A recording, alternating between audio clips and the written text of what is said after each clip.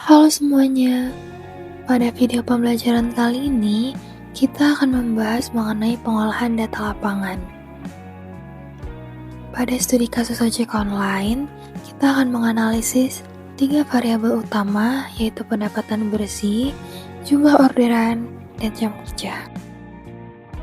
Berikut ini adalah data hasil wawancara dari 30 responden ojek online. Data ini mencangkup 3 variabel yang telah ditentukan, yaitu pendapatan, jumlah orderan, dan jam kerja para driver. Dalam pembahasan ini, kita akan melihat bagaimana data mentah dapat diolah menggunakan metode statistik, seperti menentukan kelas interval, membuat tabel distribusi frekuensi, menghitung nilai tengah, menentukan tepi kelas, hingga memvisualisasikan data. Langkah pertama dalam mengolah data adalah menentukan jumlah kelas. Jumlah kelas dapat dihitung menggunakan rumus berikut, di mana K adalah jumlah kelas, N adalah jumlah data. Pada data ini, jumlah observasinya adalah 30 data, sehingga K sama dengan 1 ditambah 3,322 log 30. Setelah dihitung, hasilnya sekitar 5,92 dan kemudian dibulatkan menjadi 6 kelas interval. Artinya, data pendapatan akan kita kelompokkan ke dalam 6 kelompok kelas agar lebih mudah dianalisis. Langkah berikutnya adalah menentukan panjang interval. Panjang interval dihitung dengan rumus nilai maksimum dikurang nilai minimum dibagi dengan jumlah kelas. Pada data ini, nilai maksimum sama dengan 350, nilai minimum sama dengan 78, dan jumlah kelas ada 6, sehingga panjang intervalnya sekitar 45. Artinya, setiap kelompok kelas memiliki rentan nilai sekitar 45 satuan. Selanjutnya, kita menyusun tabel distribusi frekuensi. Tabel ini berfungsi untuk menunjukkan kelompok interval data dan jumlah data pada setiap interval. Contohnya, interval pertama 75 sampai 120, interval kedua 121 sampai 166 dan seterusnya.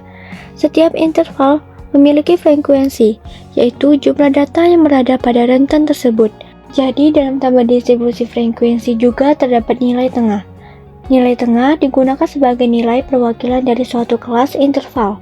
Rumus nilai tengah adalah batas atas ditambah batas bawah dibagi 2. Contohnya pada interval 75 sampai 120.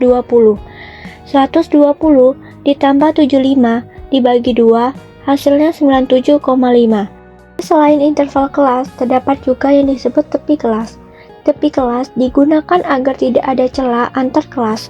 Contohnya, interval 75 sampai 120 memiliki tepi kelas 74,5 sampai 120,5.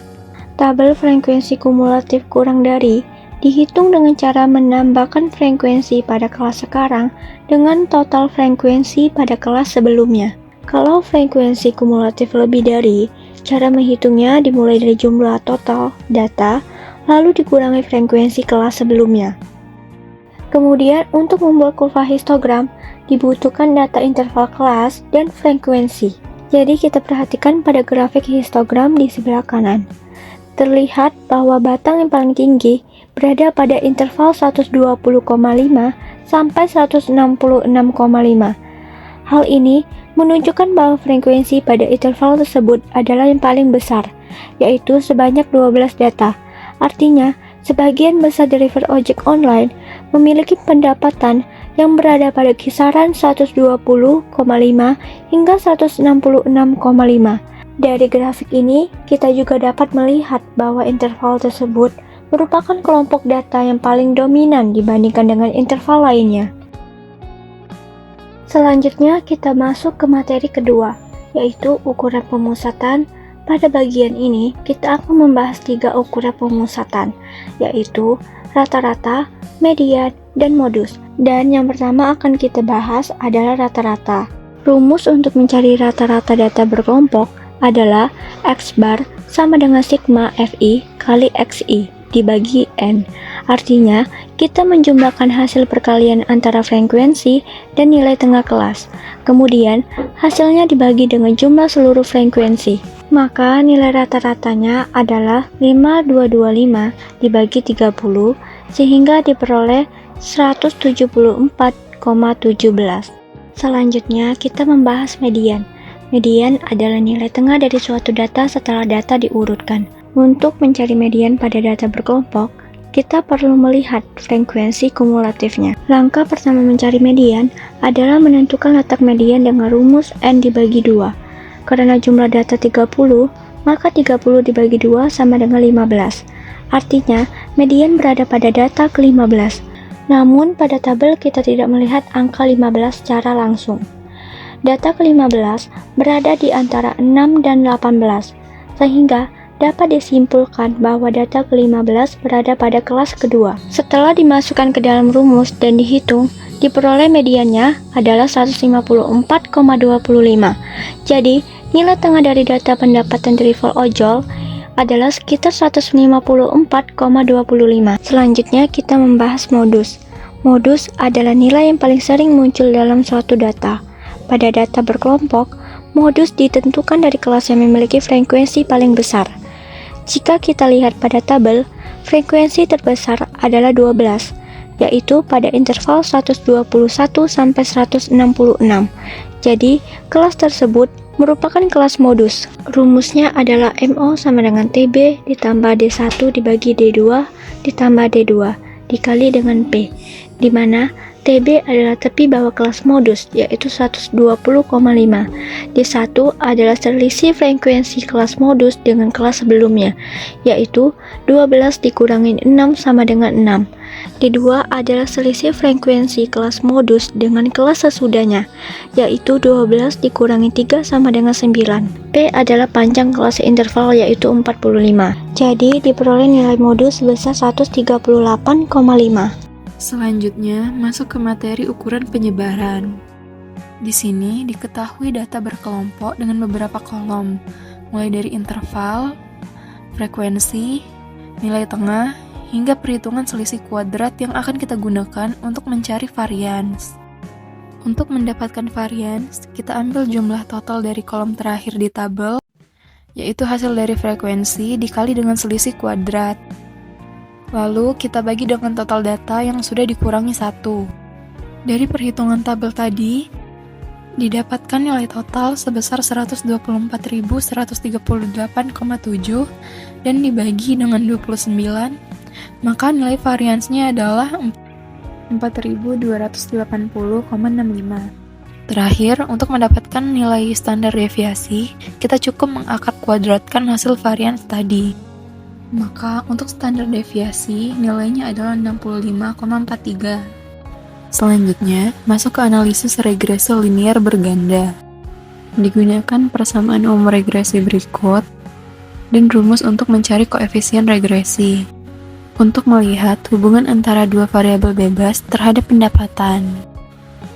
Data dari setiap variabel kita hitung nilai kuadrat dan hasil kalinya untuk mendapatkan nilai rata-rata yang diperlukan. Langkah pertama dalam menentukan koefisien persamaan regresi itu membuat persamaan 1, 2, dan 3 dengan data yang sudah dicari tadi. Kemudian dapat dilakukan substitusi antar persamaan. Yang pertama itu persamaan 1 dan persamaan 2. Pada persamaan 1 dapat dikalikan dengan min 14,6 agar penjumlahan persamaan 1 dan 2 menghasilkan nilai A sama dengan 0. Selanjutnya, persamaan 1 dan 3 dapat digabungkan dengan mengalikan persamaan 1 dengan min 11,23 guna untuk mengeliminasi nilai A. Hasil dari penjumlahan persamaan 1 dan 3 itu menjadi persamaan 5. Untuk mendapatkan nilai B2, gabungkan persamaan 4 dan 5. Kalikan persamaan 5 dengan min 6,4606. Sehingga nilai B1 sama dengan 0. Hasil dari penjumlahan persamaan 4 dan persamaan 5 itu menghasilkan persamaan 6. Dari persamaan 6, maka nilai B2 adalah min 1636,67 dibagi dengan min 735,77. Jadi nilai B2 adalah 2,224. Selanjutnya, mencari nilai B1. Nilai B1 dapat dicari dengan persamaan 4 atau persamaan 5. Di sini dipakai persamaan 4. Masukkan nilai B2 ke dalam persamaan 4.